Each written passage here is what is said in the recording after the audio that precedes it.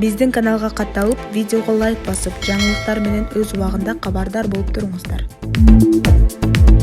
Украина Беларуска эскертүү иретинде ракеталык сокку урушу ыктымал. Бул тууралуу Украинанын улуттук коопсуздук жана коргоо кеңешинин катчысы Алексей Данилов Украина 24 телеканалында билдиргенин Спутник Беларусь жазды. Биздин аскерлер өлкөдөгү болгон техника, ресурстарды пайдаланып жок кылып жатат. Башкы командачы кандай чечим чыгарса, ошону аткарабыз деген Данилов. Ал арада АКШны коргоо министрлиги Беларусь аскерлеринин Украинага кире турганына эч кандай далил көрбөгөнүн брифингде билдирген. Беларустун аскерлеринин Украинага кирери боюнча ырастама жок. Биз эч кандай белгини көрө алган жокпуз деген Пентагон башчысы. Ошол эле учурда Беларустун президенти Александр Лукашенко Россия Федерациясынын башчысы Владимир Путинден 2 С-400 комплексин сураганы маалым болду. Анын бири Беларустун аймагындагы Гомель областында жайгашкан, экинчиси мамлекет башчынын планы боюнча Минсктин үстүнө батыш жагына жайгашуусу керектиги айтылды. Маалымат булагы Назар Ньюс KG.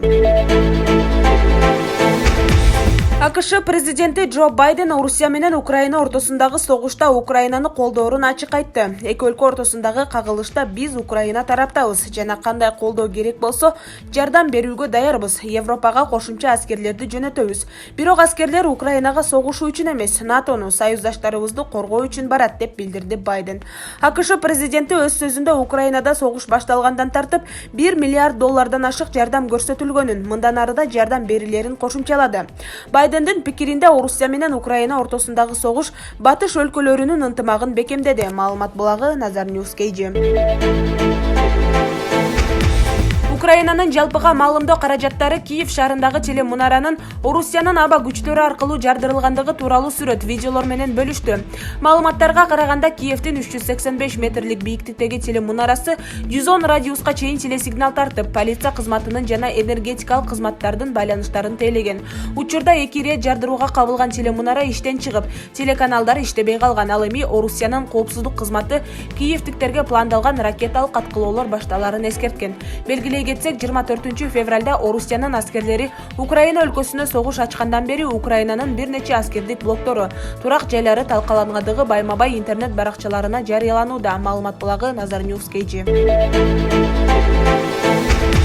Орусиянын учактары үчүн АКШ өз аба мейкиндигин жапты. Мындай чечимди 1 мартта өлкөнүн президенти Джо Байден кабыл алды. Биз дагы союздаштарыбыздын пикирине кошулуу менен бүгүндөн баштап Орусиянын бардык аба каттамдары үчүн аба мейкиндигин жабабыз, деди АКШ президенти.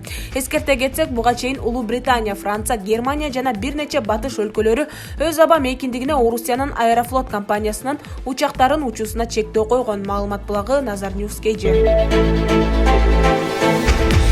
Орусиянын президенттик сарайы Кремлдин басма сөз катчысы Дмитрий Песков өлкөсүнө каршы санкциялардын Европада бактерия сыяктуу жайылып кеткенин айтып, алар санкциялар биздин позициябызды өзгөртөт деп ишенишет, андай болбой турганы анык, деди. Украинанын президенти Владимир Зеленскийди президент катары таанууну уланткандарына көңүл бурган Песков. Ооба, ал Украинанын мамлекет башчысы жана президент катары куралсызданууга буйрук бере алат. Ушундайча адам өлүмү болбойт деп айтты. Песков Орусияга каршы экономикалык санкциялардын негизги жооптусу катары болсо, Америка Кошмо Штаттарын жалпы күнөөлөп, жалпысынан санкцияларды колдогон Америка Кошмо Штаттары. Алар санкциялардын чоң колдоочусу. Табигый түрдө санкциялар бактерия сыяктуу Европага жайылып кетет, деди. Санкциялардан улам Орусиянын позициясында эч кандай өзгөрүү болбой турганын баса белгилеген Песков, алар санкциялар биздин позициябызды өзгөртөт деп ишенишет, андай болбой турганы анык. Эч кимибиз ыраттуу позицияны өзгөртпөйбүз деп билдирди. Маалымат булагы Назар Ньюс KG. Орусия менен Украина ортосундагы мамилелердин курчушу жана согуш Кыргызстандын мамлекеттик жана каржы экономикалык коопсуздугуна терс таасирин тийгизиши мүмкүн. Бул тууралуу депутат Жеңишбек Токторбаев жогорку кеңештин жыйынында билдирди. Ал министрлер кабинетинин төрагасы Акылбек Жапаров менен улуттук коопсуздук боюнча мамлекеттик комитеттин башчысы Камчыбек Ташиевдин маалыматын угууну сунуштады. Украина менен Орусиянын ортосунда согуштук аракеттер бар. Бул абдан маанилүү маселе. Бул эки өлкөгө гана эмес, НАТО блогуна кирген мамлекеттерге да тиешелүү. Күжүрмөн кагылуушулардын кесепеттери дүйнөдө кооптуу абалга алып келиши мүмкүн. Андыктан Акылбек Жапаров менен Камчыбек Ташиевди угалы, деди Жеңишбек Токторбаев. Эске салсак, Украинадагы салгылашуулар 6 күндөн бери уланууда. 2022 жылдын 24 февралында Орусия президенти Владимир Путин атайын аскердик операция башталганын жарыялаган. Украинада жана батышта бул баскынчылык катары кабыл алынган. 25 февралда Россия Федерациясына каршы катаал экономикалык санкциялар киргизиле баштады. Курмандыктардын саны эки өлкөнүн аскер кызматкерлеринин арасында да, карапайым калк арасында да өсүүдө. Европага кеткен украиналык качкындардын саны миллионго жакындап баратат. Дүйнөнүн көптөгөн мамлекеттеринде Орусия баштаган согушка каршы акциялары өтүп жатат.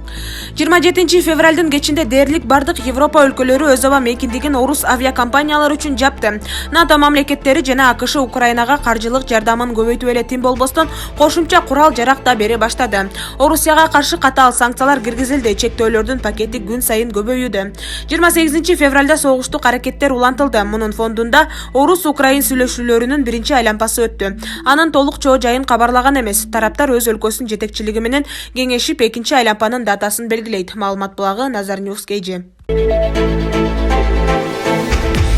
Орусиянын президенти Владимир Путин $10,000 ашык такталай акчаны өлкөдөн алып чыгууга тыюу салды. Мындай жарлык 1 мартта Кремлдин сайтында жарыяланды. Маалым болгондой, бул чектөө 2 марттан тарта күчүнө кирет. Буга чейин өлкөдөн $10,000 ашык каражат алып чыгуу үчүн декларация жазуу жетиштүү болчу. Жарлыкка ылайык дос эмес өлкөлөрдүн жарандарына жана алар көзөмөлдөгөн түзүмдөргө баалуу кагаздарды жана кыймылсыз мүлктү сатууга же сатып алууга да тыюу салынат. Ошондой эле аларга чет өлкөлүк инвестицияларды көзөмөлдөө боюнча өкмөттүк комиссиясынын макулдугу жок рубль түрүндө кредит берилбейт. Эске салсак, Орусия 24 февралда Украинага басып кирген. 6 күндөн бери орус армиясы Украинанын бардык аймактарында аткылоону жана бомбалоону улантууда. Буга байланыштуу батыш өлкөлөрү Орусияга бир катар санкция жарыялады. Мындан улам орус валютасынын курсу кескин төмөндөп кетти. Маалымат булагы Nazar News KG. Украинанын президенти Владимир Зеленский экинчи жолу видео кайрылуу тартып, орус аскердик күчтөрү Харьков шаарына интенсивдүү аткылоого дуушар болгонун билдирди. Ал Харьков шаары реактивдүү жана канаттуу ракеталык аткылоолорго кабылып жатканын айтып, муну ачыктан ачык жасалып жаткан террор деп атады. Зеленский ага барып жаткан Орусияны террор мамлекет деп атап, аны эч ким эч качан кечире албай турганын кошумчалады. 28 февралда жана 1 мартта Орусиянын авиациялык күчтөрү Украинанын Харьков шаарын бомбалады. Артиллерилык жана ракеталык аткылоо да уланууда. Интернетте тараган видеодо аткылаган ракета шаардын администрациясынын жанынан жарылганын көрүүгө болот. Орусия 24 февралда Украинага басып кирди. 6 күндөн бери орус армиясы Украинанын бардык аймактарында аткылоону жана бомбалоону улантууда. Эң катаал чабуулдар Киевке жасалууда. 1 мартта орус аскерлеринин чабуулунун экинчи толкуну башталды. Маалымат булагы Nazar News KG.